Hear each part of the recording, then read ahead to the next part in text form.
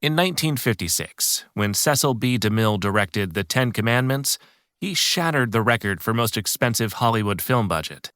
As often happens with historical dramas, DeMille had to make decisions about what to include from the historical record and what to change.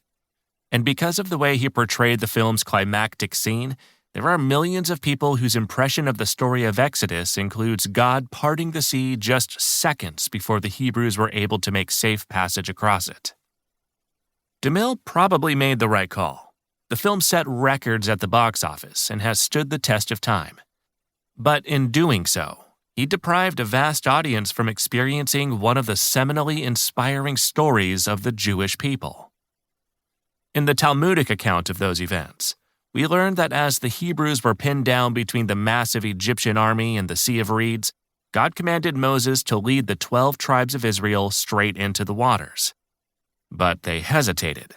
None wanted to be the first to risk their life. It wasn't until a man named Nachshon ben Aminadav jumped into the waves and then became submerged above his nose that God ordered Moses to lift his staff and spread his hand over the sea. Only at that point did the water divide, allowing the Israelites to cross unscathed, escaping Pharaoh's forces. The name Nachshon derives from Nachshol, the Hebrew word for tidal wave. Facing the sea's peril, the son of Jacob did not hesitate. He bravely took action.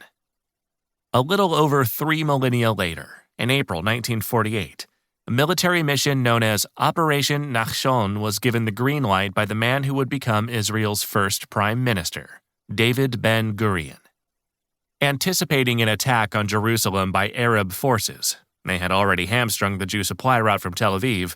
The Jewish paramilitary unit known as the Haganah prepared to execute its first major operation.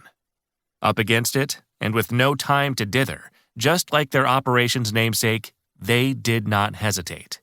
The brigade of 1,500 men conquered 3 Arab camps that were blockading the mountain road and enabled the Jews to move critical supplies to the heart of Israel. Again and again, the Jewish people have been forced to anticipate, innovate, and take bold action in order to survive and thrive. Our tribe has accomplished this by repeatedly adapting to the next challenge, at times unsure of our own path forward, yet never daunted. As we send this blueprint out into the world, Israel is just months away from celebrating its 75th anniversary as the modern state of the Jewish people. The birth and astonishingly swift evolution of the State of Israel represent nothing short of a modern miracle driven by a relentlessly resilient people. Yet the promise of a long and prosperous future for any country, no matter how sinewy its citizenry, is the furthest thing from a guarantee. Jews, perhaps better than any other people on the planet, are well acquainted with this historical fact. Jews in the United States and around the world have flourished over the past century. We've rightly celebrated these successes, yet they are never to be taken for granted. Anti-Semitism remains an ever-present threat, and it is rising rapidly.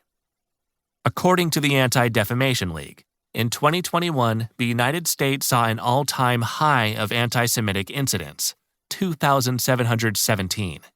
Acts of assault, vandalism, and harassment were committed in all 50 states and represent a 34% increase over 2020. Of the total, 525 incidents took place at Jewish institutions, a 61% increase over the year prior. Jews who actively support Israel recognize this global trend as a stark reminder of how crucial it is for us to have our own state, with the authority and capability to ensure its security. Throughout history, even as we were making important contributions to the building of communities all over the world, Jews were nevertheless evicted from countless countries, for no other reason than for being Jewish.